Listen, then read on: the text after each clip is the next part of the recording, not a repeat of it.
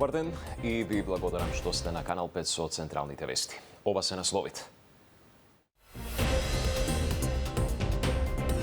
Васев бара други обвинители. Постапката да ја преземе Коцевски или да ја делегира на други. Побаравме мислење и повторна реевалуација на двата обвинителни акти. Се одложи рочиштето за Раде Трајковски Штекли. Во судница добил епилептичен напад, но ја одбил терапијата. Одбраната тврди немаат интерес процесот да се одолговлекува. Кој ги партизирал, а кој ги кочел реформите? Тоа им е последното танго за спас на нивните кариери. Одговорноста за неспроведување на реформите е ексклузивно кај него лично. Власта и опозицијата во клинч и околу црвените линии. Ако се крати кај гломазните управни надзорни одбори, ќе има значително намалување на трошоци. Но за УПОС најавите за кратење на 40% од буџетските корисници се недоволно прецизни. Природен одлив на вработењето од администрацијата, имаме градови каде што ќе нема никој вработен.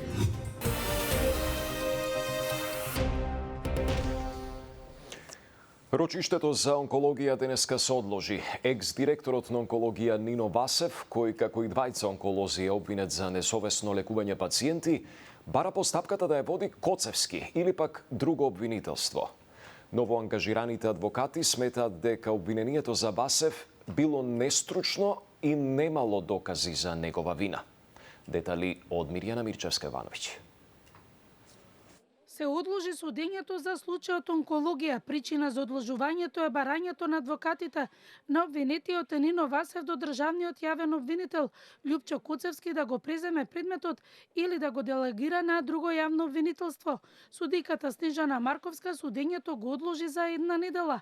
Со оглед предлогот упатен до државниот јавен обвинител Љупчо Коцевски, со кој се бара преземање на кривично гонење, по кој поднесок е потребно да одлучи јавниот обвинител на Република Македонија.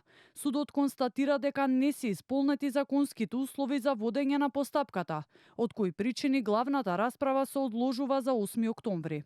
Според новиот тим адвокати на Васев, обвинителните акти биле нестручно направени. Обвинителството дозволило да предметот му го води стручен советник, без контрола врз него, без правна контрола врз него, дека доказите во предметот не докажуваат никаква вина, дека обвинетиот не ги сторил кривични дела кои што му се стават на товар, дека действијата кои што му се стават на товар не се кривични дела, дека никаква штета не направил, ниту можел да направи, и ту некаква корист некому успеал да му овозможи, ниту пак можел да овозможи, што се драстични работи.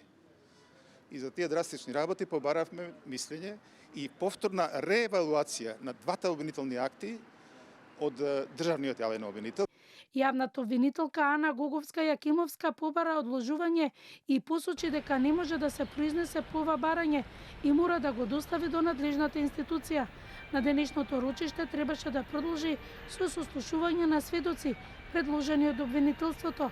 Прво обвинетиот Нино Васев заедно со онколозите Симонида Црвенкова и Драган Јакимовски се обвинети за продолжени тешки дела против здравието на луѓето и несовесно лекување. Постапката првично се водеше и против онкологот Мери Пешевска, која призна вина пред судот и беше осудена на 2 години затвор, но казната нема да се изврши доколку во наредните 5 години Пешевска не стори друго кривично дело. А и покрај значителното зголемување на буџетот на клиниката за онкологија, онколошките пациенти и натаму имаат проблем со редовното примање терапија.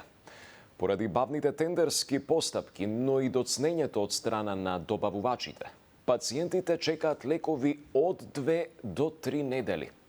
Но ова не е и единствениот проблем. Деталите ги има Сања Трајковска-Ставров. Зголемениот буџет на клиниката за онкологија не ги реши проблемите на онколошките пациенти, кои по 2 до 3 недели остануваат без лекови, а објаснувањата, доцни тендерот или виновни се добавувачите, ништо не им значи на болните што се борат за живот, вели Ана Маријановиќ од Сдружениото Хемаонко. Таа појаснува дека од година во година се нижат проблемите на болните од канцер, па освен така наречените тумор бордови, односно на едно место да се соберат повеќе лекари од неколку специјалности кои ќе дадат мислење за најдобар третман на секој пациент, нема ни регистар на болни, ниту пак долгорочни скрининг програми за рано откривање на болеста. Најнапред треба да се промени набавката на лекови, дека можеби треба да се размислува и за набавка на државно ниво, на поголеми месечни, да не биде тоа месец за месец, него да биде за неколку години набавката, да биде централизирана, се со цел ова да се избегне. Како втор проблем кој што исто така треба да се потенцира е дека од овие лекови кои што фалат и ние цело време ги споминуваме, тоа е биолошката терапија, паблоциклип, рибоциклип и слично, ова се лекови кои што веќе треба да бидат на Б позитивната листа. Од Сдруженијето велат дека според нивни анкети околу 60% од новодиагностицираните пациенти првична диагноза или биопсија направиле во приватна болница.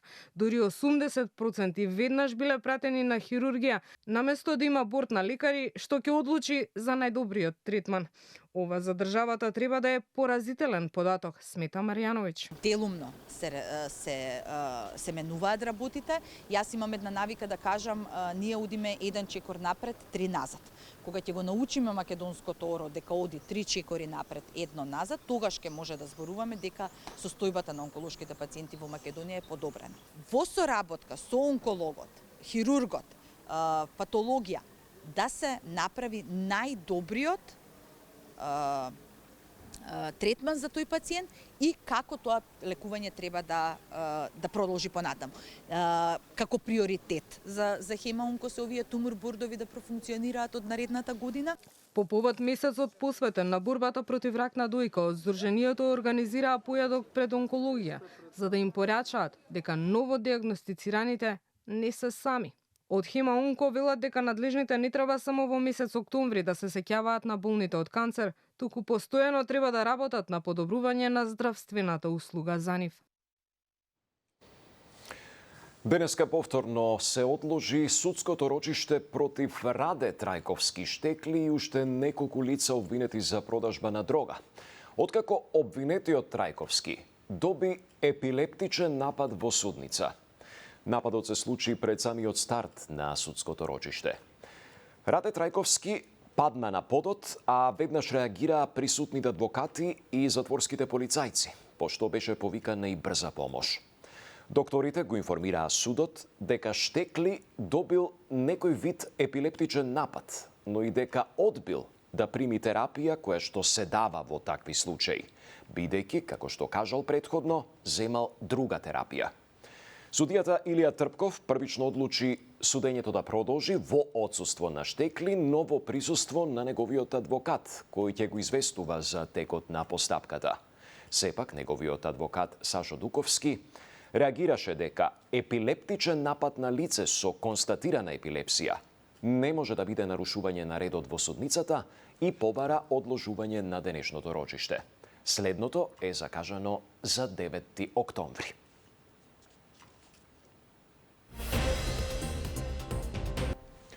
Унгарскиот министер за надворешни работи Петар Сијарто изјави дека е очигледно и Европската Унија применува двојни стандарди во процесот на проширување, посочувајќи на диспропорцијата во третманот на Србија, но и на пречките во интеграцијата на Македонија.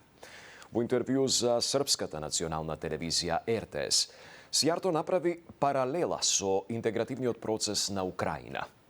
Дали некој со здрав разум ќе поверува дека Украина е во подобра состојба од Србија како кандидат, праша Сијарто, осврнувајќи се и на злоупотребата на ветото од страна на дел од земјите членки, сега и во минатото. Грција ги блокираше преговорите за пристапување со Македонија речиси една деценија. Дали некој ги обвини грците за подкопување на европското единство? Не. Сега бугарите критикуваат. Тие имаат некои предуслови. Дали некој ги критикуваше бугарите? Секако не. Значи, Ова се двојни стандарди, истакна унгарскиот министер. Кој ги партизирал, а кој ги кочал реформите? Продолжуваат меѓусебните обвинувања за состојбите во правосудството. Власта и опозицијата во првите денови од кампањата меѓусебно се прозиваат и околу евроинтеграциите. Дали црвените линии се предавство или пак спин? Детали од Ивана Стојановска. Најави за промени во судството и обвинителството, но и обвинување меѓу ВМРО ДПМНЕ и СДСМ. Кој го партизирал, а кој ги кочал реформите во правосудството, се дел од предизборната реторика помеѓу двете партии. Мицкоски од Струга обвини дека опозицијските партии барале спас од одговорност во криминалното судство. Филипче пак возврати дека за состојбите во правосудството е одговорна власта, која наречи си половина од мандатот не спровела ниту една реформа. И следната карта на која што ќе играат е барањето на спас во корумпираното судство и обвинителство. Јасно ми е зошто таму се заскриваат. Тоа им е последното танго за спас на нивните кариери и шанса да одбегнат одговорност. Од месечина се гледа дека последниот бастион на криминалот во државата стана судството и обвинителството, кои ги штитат СДСМ и ДУИ како бели мечки. Не може премиерот да префрла одговорноста. Одговорноста за неспроведување на реформите е ексклузивно кај него лично и во неговиот тим. Требаше да се донесат 12 закони годинава, не е донесен ниту еден, не е ниту поднесен. Во собранието се што сакаат е да го контролираат судството. Назначуваат своји роднини, своји пријатели, сопружници на градоначалници, на нивни коалицијски партнери, роднини, се со цел да имаат своји луѓе и да може да влијаат на судски процес. Жешка тема во првите денови од кампањата се и евроинтеграциите и понудената резолуција. ВМРО ДПМНЕ со обвинувања дека црвените линии на Филипче се најава за ново предавство на националните интереси и обид за спас на лидерската позиција во СДСМ. За Филипче пак ваквите тврдења се обид за спин од власта, која избегнува државничка одговорност и намерно ги кочи евроинтеграциите на земјава. Дали Венко Филипче лажеше 2024 година, кога кажа дека дипломатијата победила со прифаќањето на францускиот предлог, или лаже денес кога нуди предлог резолуција со црвени линии за заштита од истиот француски предлог, кој што е целосно во корис на источниот сосед. Едноставно не сака да го продолжат европскиот пат на земјата, што е во позадина, дали се кријат влијанија на други држави, тоа допрва ќе го видиме во следниот период. Јасен е нашиот предлог. Во нашата предлог резолуција се содржани сите претходни документи и резолуции, вклучувајќи го и францускиот предлог, во кој што јасно кажуваме како се заштитени сите идентитетски одредници. Продолжија и преписките околу тоа, кој со кого правел сојузи пред изборите. Мицкоски обвинува за како што ја нарече коалиција за пари меѓу СДСМ, ДУИ и Левица. Филипче демантира и вели дека ако некој соработувал со ДУИ во изминатата година и половина, тоа биле ВМРО ДПМНЕ, а не СДСМ. Паркови и намалување на загадувањето. Ова се дел од приоритетите на кандидатите за градоначалници на Скопје на третиот ден од предизборната кампања. Повеќе детали има Дејан Трајковски.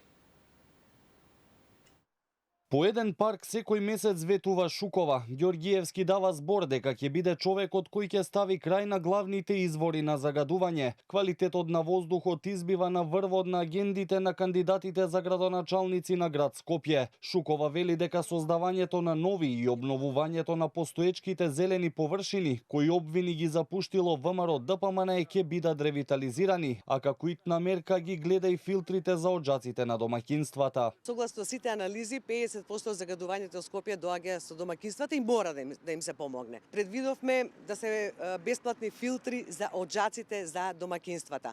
Ова е пракса која што е спроведена во многу европски градови и покажа резултати.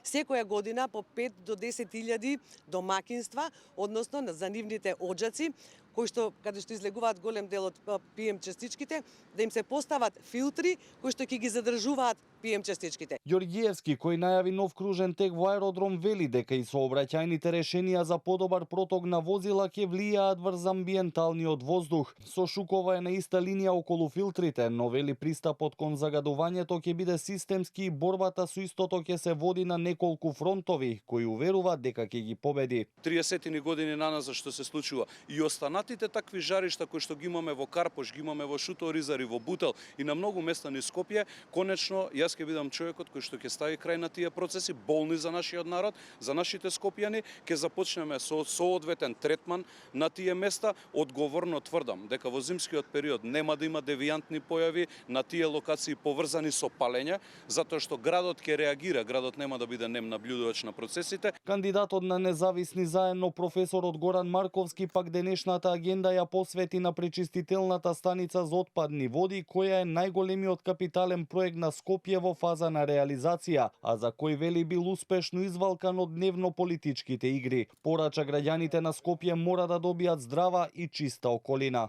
Имајќи предвид досега завршените работи, за 2 години овој проект би требало да биде завршен. Досега се завршени околу 30% од предвидените работи.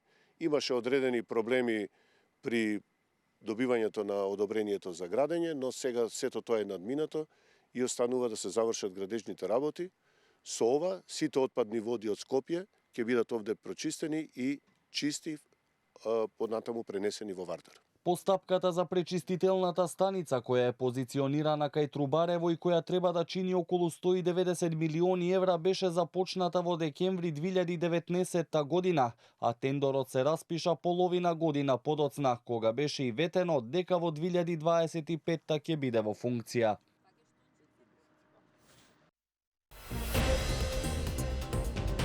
Хрватските власти блокирале повеќе тони зеленчук, увезен од Албанија. Содржал пестициди, објави Top Channel.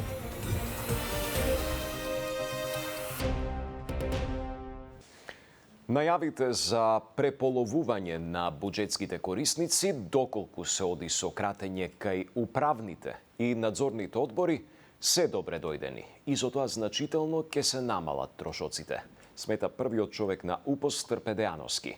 Но доколку вели тој се планираат отпуштања на вработени, тогаш голем дел од институциите може да се соочат со сериозни проблеми. Сандра Спасовска има детали. Кратење на надзорните и управните одбори во институциите, а со тоа и кратење на трошоците според првиот човек на УПОС Трпе Дејановски треба да има, но вели најавите на министерот за јавна администрација за кратење на 40% од буџетските корисници се недоволно прецизни. Појаснува дека ваквите изјави од една страна може да се разберат како отпуштање на 40% од вработените или од друга страна кратење на 40% од институциите основани од владата и собранието во рамки на администрацијата. Вели мора внимателно да се пристапи, бидејќи и онака дел од институциите, посочувајќи го правосудството како пример, поради ниските примања се соочуваат со недостиг на огромен број вработени, а голем проблем според него ќе се јави и во внатрешноста на државата поради природен одлив на вработени. Да, имаме големи управни и надзорни одбори кои што имаат примања енормни, кои што имаат примања доли повисоки од премиер-председател на државата. Значи, во тој поглед апсолутно се согласувам. Кратење на трошоци, намалување, меѓутоа министерот и било кој друг, како што кажав, ќе повторам, да се внимаваат какви изјави даваат, да не ги плашат вработниците, да не ги плашат вработените. Се сочуваме со таква ситуација, да после овој бран на пензионирање, значи со природен одлив на вработените од администрацијата, ќе имаме градови каде што ќе нема никој вработен. Во однос на најавите пак за прелевањето на евентуалниот вишок на службеници во приватниот сектор, решение кое Сојузот на стопански комори најави дека ќе го предложи и до владата, Дејановски не е голем оптимист. Вели таквите одлуки мора да бидат право на избор на самите вработени. Појаснува дека и пред околу 5 години имало обид за преквалификација и префрлање на вработени, но таа преквалификација никогаш не почнала. Во администрацијата тоа е многу лесно, бидејќи работни задачи се поврзани. Единствено имаме еден закон, со исти нивоа, со иста висина на плата, доколку има потреба, доколку има обука, доколку некој доброволно сака да замине, да, секогаш е тоа одлука на вработениот. Пред околу 10 дена министерот Минчев најави нов сет законски мерки кои, како што рече, треба да резултираат со департизација, едукација и рационализација на вработените во јавниот сектор, како дел од реформите што ги бара Европската унија.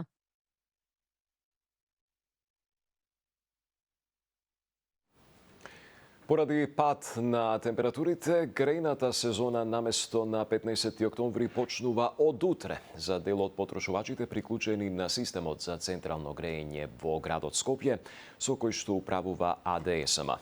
Според податоците од Управата за хидрометеоролошки работи, за утре е прогнозирана средна надворешна температура од 10 степени, со што се исполнети условите за производство, испорака и снабдување со топлинска енергија, согласно одлуката на Регулаторната комисија за енергетика и водни услуги на Македонија.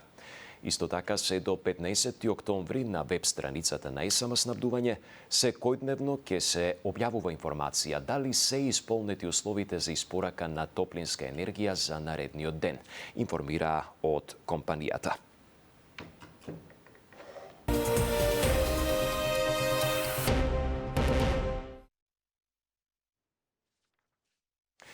Хрватските власти блокирале повеќе тони зеленчук увезен од Албанија, откако било утврдено присуство на 3 забранети земјоделски препарати, објави Top Channel.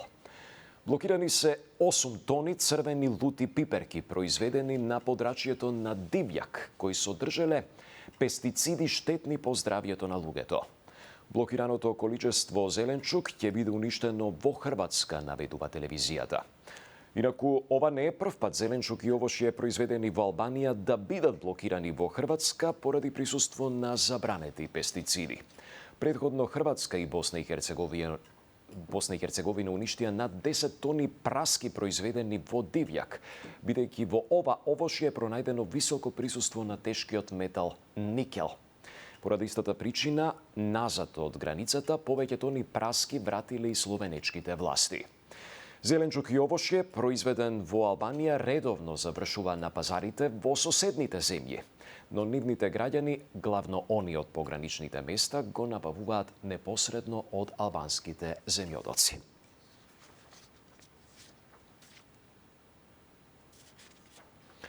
Следува и изборната хроника во приложение, веднаш потоа само вистини со Видиновски. Пријатна вечер.